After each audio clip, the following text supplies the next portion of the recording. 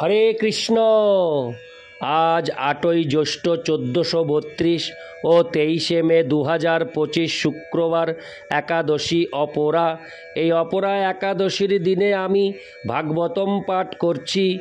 আজ আমি পাঠ করছি ভাগবতমের চতুর্থ স্কন্দ, প্রথম ভাগ, একাদশ অধ্যায়। ধ্রুব মহারাজকে যুদ্ধ বন্ধ করতে স্বয়ম্ভুব মনুর উপদেশের শ্লোক 12 থেকে 16। অডিওর শুরুতে আমার সকল ভক্তিমতী মা ও ভক্তবৃন্দের শ্রীচরণে কোটি কোটি দণ্ডবত প্রণাম জানিয়ে একটি আবেদন রাখছি, আপনারা যে যেখান থেকে জীবনের পূর্ণতা ইউটিউব চ্যানেলে ভাগবতম পাঠ শ্রবণ করছেন, ভাগবতম পাঠ শ্রবণ পরিশেষে জীবনের পূর্ণতা ইউটিউব চ্যানেলটিকে সাবস্ক্রাইব করে আমার পাশে থাকবেন। নারায়ণ হে নারায়ণ, ভবভয়হরণম নারায়ণ।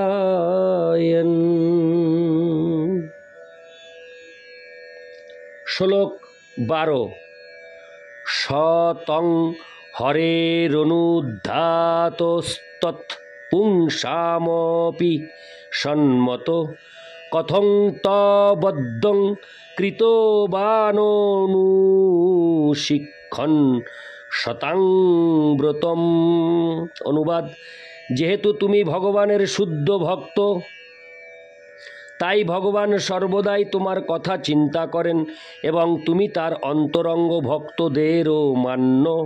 তোমার জীবন হচ্ছে আদর্শ আচরণের নিমিত্ত, তাই তোমাকে এই প্রকার নিন্দনীয় কার্যে লিপ্ত হতে দেখে আমি অত্যন্ত বিস্মিত হয়েছি। তাৎপর্য: ধ্রুব মহারাজ ছিলেন একজন শুদ্ধ ভক্ত এবং সর্বদাই ভগবানের চিন্তা করতে অভ্যস্ত ছিলেন। যে শুদ্ধ ভক্ত দিনের মধ্যে 24 ঘন্টাই ভগবানের কথা চিন্তা করেন, ভগবানও সর্বদা তার কথা চিন্তা করেন। শুদ্ধ ভক্ত যেমন ভগবানকে ছাড়া আর কোনো কিছুই জানেন না, তেমনি ভগবানও তার শুদ্ধ ভক্তকে ছাড়া আর কিছু জানেন না। স্বয়ম্ভুব মনু সেই কথা ধ্রুব মহারাজকে মনে করিয়ে দিয়েছিলেন। তুমি কেবল ভগবানের শুদ্ধ ভক্তই নও, ভগবানের অন্যান্য সমস্ত শুদ্ধ ভক্তরাও তোমাকে মান্য করেন। তাই তোমার সর্বদা এমনভাবে আচরণ করা উচিত যাতে তোমার আদর্শ থেকে অন্যেরা শিক্ষা লাভ করতে পারে। অতএব এটি অত্যন্ত আশ্চর্যের বিষয় যে তুমি এতগুলি নির্দোষ যক্ষকে হত্যা করেছ। ইতি শ্লোক 12। শ্লোক 13। তিতিক্ষয়া করুণয়া মৈত্রা চাখিল জন্তুৎসু, সমত্তেন চ সর্বাত্মা ভগবান সম্প্রসীদতি। অনুবাদ: ভক্ত যখন অন্যদের প্রতি তিতিক্ষা, দয়া, মৈত্রী এবং সমতা প্রদর্শন করেন, তখন ভগবান সেই ভক্তের প্রতি অত্যন্ত প্রসন্ন হন। তাৎপর্য: মধ্যম অধিকারী ভক্তের কর্তব্য হচ্ছে এই শ্লোক অনুসারে আচরণ করা। ভক্ত জীবনের 3টি অবস্থা রয়েছে। কনিষ্ঠ স্তরে ভক্ত কেবল মন্দিরে শ্রীবিগ্রহ নিয়ে ব্যস্ত থাকেন এবং ভক্তি সহকারে শাস্ত্রবিধি অনুসারে ভগবানের অর্চনা করেন। মধ্যম স্তরের ভক্ত ভগবানের সঙ্গে তার সম্পর্ক, ভগবত ভক্তের সঙ্গে তার সম্পর্ক এবং নির্বোধ সরল ব্যক্তিদের সঙ্গে ও ভগবত বিদ্বেষীদের সঙ্গে তার সম্পর্ক সম্বন্ধে সচেতন থাকেন। কখনো কখনো ঈর্ষাপরায়ণ ব্যক্তিরা ভগবত ভক্তদের প্রতি দুর্ব্যবহার করে। উপদেশ দেওয়া হয়েছে যে উন্নত স্তরের ভক্তের সহিষ্ণু হওয়া উচিত। যারা অজ্ঞান অথবা নির্বোধ, তাদের প্রতি পূর্ণ কৃপা প্রদর্শন করা উচিত। প্রচারক ভক্তের কর্তব্য হচ্ছে নির্বোধ সরল ব্যক্তিদের প্রতি কৃপা প্রদর্শন করে তাদের ভগবত ভক্তির স্তরে উন্নীত করা। প্রতিটি জীবই তার স্বরূপে ভগবানের নিত্যদাস, তাই ভগবত ভক্তের কর্তব্য হচ্ছে, হরে কৃষ্ণ, কর্তব্য হচ্ছে সকলের কৃষ্ণ ভাবনা জাগরিত করা, সেটিই হচ্ছে তার কৃপা। সতীর্থ ভক্তদের প্রতি তিনি মৈত্রীভাব পোষণ করেন। তার কর্তব্য প্রতিটি জীবকেই পরমেশ্বর ভগবানের বিভিন্ন অংশরূপে দর্শন করা। বিভিন্ন জীব বিভিন্ন সাজ পোশাকে প্রকট হয়, কিন্তু ভগবদ্ গীতার নির্দেশ অনুসারে জ্ঞানবান ব্যক্তির কর্তব্য হচ্ছে সমস্ত জীবের প্রতি সমদৃষ্টি সম্পন্ন হওয়া। ভগবদ ভক্তের এই প্রকার দৃষ্টিভঙ্গি ভগবানের অত্যন্ত প্রিয়। তাই বলা হয় যে সাধু ব্যক্তি সর্বদাই সহনশীল এবং দয়ালু। তিনি সকলেরই বন্ধু, কারো প্রতি তিনি বৈরী ভাবাপন্ন নন এবং তিনি শান্ত। এইগুলি হচ্ছে ভগবদ ভক্তের সদ্গুণ। ইতি শ্লোক 13, শ্লোক 14। সম্প্রসন্নে ভগবতী পুরুষ প্রাকৃতৈর্গুণৈ বিমুক্ত জীব নির্মুক্ত ব্রহ্ম নির্বাণমৃচ্ছতি। অনুবাদ: কেউ যখন প্রকৃতপক্ষে পরমেশ্বর ভগবানকে প্রসন্ন করেন, তিনি তার জীবদ্দশাতেই স্থূল এবং সূক্ষ্ম জড় অবস্থা থেকে মুক্ত হয়ে যান। এইভাবে জড়া প্রকৃতির সমস্ত গুণ থেকে মুক্ত হয়ে তিনি অন্তহীন চিন্ময় আনন্দ প্রাপ্ত হন। তাৎপর্য: পূর্ববর্তী শ্লোকে বিশ্লেষণ করা হয়েছে যে সমস্ত জীবের প্রতি তিতিক্ষা, করুণা, মৈত্রী এবং সমতা প্রদর্শন করা উচিত। এই প্রকার আচরণের ফলে পরমেশ্বর ভগবান প্রসন্ন হন এবং তার ফলে ভক্ত তৎক্ষণাৎ সমস্ত জড়জাগতিক বন্ধন থেকে মুক্ত হন। সেই কথা ভগবদ্ গীতায় ভগবানও প্রতিপন্ন করেছেন। যদি কেউ নিষ্ঠা এবং ঐকান্তিকতা সহকারে আমার সেবায় যুক্ত হয়, সে তৎক্ষণাৎ চিন্ময় স্তরে অধিষ্ঠিত হয়, যেখানে সে অন্তহীন চিন্ময় আনন্দ আস্বাদন করে। এই জড়জগতে সকলেই আনন্দময় জীবন লাভের জন্য কঠোর পরিশ্রম করছে। দুর্ভাগ্যবশত মানুষ জানে না কিভাবে সেই আনন্দ লাভ করতে হয়। নাস্তিকেরা ভগবানকে বিশ্বাস করে না এবং তারা অবশ্যই ভগবানের প্রসন্নতা বিধান করে না। এখানে স্পষ্টভাবে বলা হয়েছে যে পরমেশ্বর ভগবানের প্রসন্নতা বিধানের ফলে চিন্ময় স্তর লাভ করা যায় এবং অন্তহীন আনন্দময় জীবন উপভোগ করা যায়। জড়জগতের বন্ধন থেকে মুক্ত হওয়ার অর্থ হচ্ছে জড়া প্রকৃতির প্রভাব থেকে মুক্ত হওয়া। এই শ্লোকে সম্প্রসন্নে শব্দটির অর্থ হচ্ছে প্রসন্ন হওয়ার ফলে মানুষের কর্তব্য হচ্ছে এমনভাবে আচরণ করা যার ফলে ভগবান প্রসন্ন হন।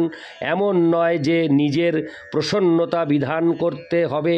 অবশ্য ভগবান যখন প্রসন্ন হন তখন ভক্তও আপনা থেকেই প্রসন্ন হন। সেটি হচ্ছে ভক্তিযোগের রহস্য। ভক্তিযোগের বাইরে সকলেই নিজের তৃপ্তি সাধনের চেষ্টা করছে, কেউই ভগবানের সন্তুষ্টি বিধানের চেষ্টা করছে না। কর্মীরা স্থূলভাবে তাদের ইন্দ্রিয় তৃপ্তি সাধনের চেষ্টা করছে, আর সূক্ষ্ম স্তরে জ্ঞানীরা তাদের নিজেদের তৃপ্তি সাধনের চেষ্টা করছে। কর্মীরা ইন্দ্রিয় তৃপ্তি সাধনের মাধ্যমে সন্তুষ্ট হতে চায়, আর জ্ঞানীরা মনোধর্মী জ্ঞানের দ্বারা অথবা নিজেদের ভগবান বলে মনে করার সূক্ষ্ম কার্যকলাপের মাধ্যমে সন্তুষ্টি বিধানের চেষ্টা করছে। যোগীরাও বিভিন্ন প্রকার যোগসিদ্ধি লাভ করতে পারবে বলে মনে করে নিজেদের সন্তুষ্টি বিধানের চেষ্টা করছে। ভক্তরাই কেবল পরমেশ্বর ভগবানের সন্তুষ্টি বিধানের চেষ্টা করে। ভক্তের আত্ম উপলব্ধির পন্থা কর্মী জ্ঞানী এবং যোগীদের থেকে সম্পূর্ণ ভিন্ন। সকলেই নিজের সন্তুষ্টি বিধানের চেষ্টা করছে, কিন্তু ভক্তরা কেবল ভগবানের সন্তুষ্টি বিধানের চেষ্টা করেন। ভগবদ ভক্তির পন্থা অন্য সমস্ত পন্থা থেকে সম্পূর্ণ ভিন্ন। ভগবদ ভক্ত তার সমস্ত ইন্দ্রিয়গুলিকে ভগবানের প্রেমময়ী সেবায় নিযুক্ত করে ভগবানের প্রীতি সাধনের চেষ্টা করে, তৎক্ষণাৎ চিন্ময় স্তরে অধিষ্ঠিত। হরে কৃষ্ণ। ভগবদ ভক্ত তার সমস্ত ইন্দ্রিয়গুলিকে ভগবানের প্রেমময়ী সেবায় নিযুক্ত করে ভগবানের প্রীতি সাধনের চেষ্টা করে তৎক্ষণাৎ চিন্ময় স্তরে অধিষ্ঠিত হন এবং তিনি অন্তহীন আনন্দময় জীবন উপভোগ করেন। ইতি শ্লোক 14। শ্লোক 15। ভূতৈ পঞ্চভীরারব্ধৈর্যোষিত পুরুষ এবহি হরে কৃষ্ণ তয়োর্ববায়াৎসম্ভূতির্যোষিত পুরুষোয় রিহ। অনুবাদ: পঞ্চমহাভূত থেকে জড় জগতের সৃষ্টি শুরু হয়। সেই পঞ্চভূত স্ত্রী দেহ এবং পুরুষ দেহে পরিণত হয়। স্ত্রী এবং পুরুষের মিলনে এই সংসারে অন্যান্য স্ত্রী এবং পুরুষের সৃষ্টি হয়। তাৎপর্য: স্বয়ম্ভুব মনু যখন দেখলেন যে ধ্রুব মহারাজ বৈষ্ণব দর্শন বোঝা সত্ত্বেও তার ভাইয়ের মৃত্যুর ফলে তখনও বিমর্ষ ছিলেন, তখন তিনি তার কাছে বিশ্লেষণ করেছিলেন কিভাবে জড়া প্রকৃতির পঞ্চমহাভূতের দ্বারা এই জড়দেহের সৃষ্টি হয়। ভগবদ গীতায়ও প্রতিপন্ন হয়েছে, প্রকৃতে ক্রিয়মাণানি জড়া প্রকৃতির গুণের প্রভাবে সব কিছুর সৃষ্টি হয়, পালন হয় এবং সংহার হয়। নিঃসন্দেহে এই সব কিছুর পশ্চাৎভূমিতে রয়েছে ভগবানের নির্দেশনা। সেই কথাও ভগবদ্গীতায় প্রতিপন্ন হয়েছে। ময়াধ্যক্ষেন নবম অধ্যায়ে ভগবান বলেছেন, আমার অধ্যক্ষতায় জড়া প্রকৃতি ক্রিয়াশীল হয়। স্বয়ম্ভুব মনু ধ্রুবকে বোঝাতে চেয়েছিলেন যে তার ভাইয়ের জড় দেহের মৃত্যুর জন্য প্রকৃতপক্ষে যক্ষের দোষ ছিল না, তা ছিল জড়া প্রকৃতির কার্য। পরমেশ্বর ভগবানের অনেক প্রকার শক্তি রয়েছে এবং তারা অনেক প্রকার সূক্ষ্ম এবং স্থূল রূপে কার্য করে। এই প্রবল শক্তির ফলেই এই ব্রহ্মাণ্ডের সৃষ্টি হয়। যদিও স্থূল রূপে মনে হয় যে তা মাটি, জল, আগুন, বায়ু এবং আকাশ এই পঞ্চমহাভূতের অতিরিক্ত আর কিছু নয়, তেমনি তা সে মানুষ হোক অথবা দেবতা হোক, পশু হোক অথবা পক্ষী হোক, সমস্ত জীব দেহই এই পঞ্চমহাভূতের দ্বারা সৃষ্ট এবং মৈথুনের দ্বারা তা থেকে আরও জীবদেহের হরে কৃষ্ণ আরও জীবদের সৃষ্টি হয়। সেটি হচ্ছে সৃষ্টি, স্থিতি এবং সংহারের নিয়ম। জড়া প্রকৃতির তরঙ্গের এই পন্থায় কারও বিচলিত হওয়া উচিত নয়। ধ্রুব মহারাজকে পরোক্ষভাবে উপদেশ দেওয়া হয়েছিল তার ভাইয়ের মৃত্যুতে শোকাচ্ছন্ন না হওয়ার জন্য, কারণ দেহের সঙ্গে আমাদের সম্পর্ক সম্পূর্ণ রূপে ভৌতিক। প্রকৃত স্বরূপ চিন্ময় আত্মার কখনো বিনাশ হয় না অথবা কেউ তাকে হত্যা করতে পারে না। ইতি শ্লোক 15। শ্লোক 16। এবং প্রবর্ততে স্বর্গ স্থিতি সংযম এব চ গুণব্যতি রকাদ্রাজন মায়োয়া পরমাত্মন।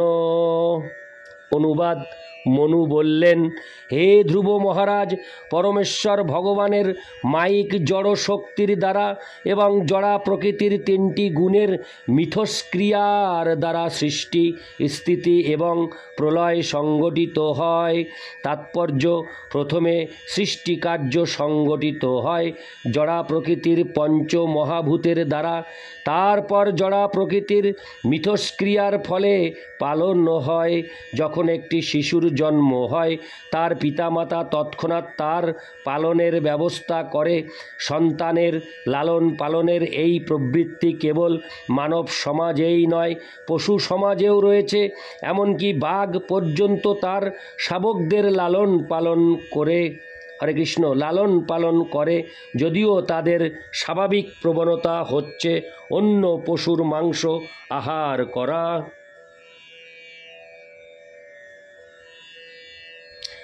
জড়া প্রকৃতির গুণের মিথস্ক্রিয়ার ফলে সৃষ্টি, পালন এবং সংহার অপরিহার্য রূপে সংগঠিত হয়। কিন্তু তা সত্ত্বেও আমাদের জানা উচিত যে এই সব কিছুই সংগঠিত হয় ভগবানের অধ্যক্ষতায়। সৃষ্টি রজগুণের কার্য, পালন সত্ত্বগুণের এবং সংহার তমগুণের। আমরা দেখতে পাই যে যারা সত্ত্বগুণে অবস্থিত তারা রজ অথবা তমগুণের দ্বারা প্রভাবিত ব্যক্তিদের থেকে অধিক কাল জীবিত থাকেন। অর্থাৎ কেউ যখন সত্ত্বগুণের স্তরে উন্নীত হন, তখন তিনি উচ্চতর লোকে উন্নীত হন, যেখানে আয়ু অত্যন্ত দীর্ঘ। ঊর্ধ্বং গচ্ছন্তি সত্ত্বস্থা। সত্ত্বগুণে অধিষ্ঠিত মহান ঋষি এবং সন্ন্যাসীগণ উচ্চতর লোকে উন্নীত হন। আর যারা জড়া প্রকৃতির গুণের অতীত, তারা শুদ্ধ সত্ত্বে অবস্থিত, তারা চিৎ জগতে নিত্য জীবন লাভ করেন। ইতি শ্লোক 16। নারায়ণ হে নারায়ণ ভবভয়হরণম নারায়ণ। হরে কৃষ্ণ।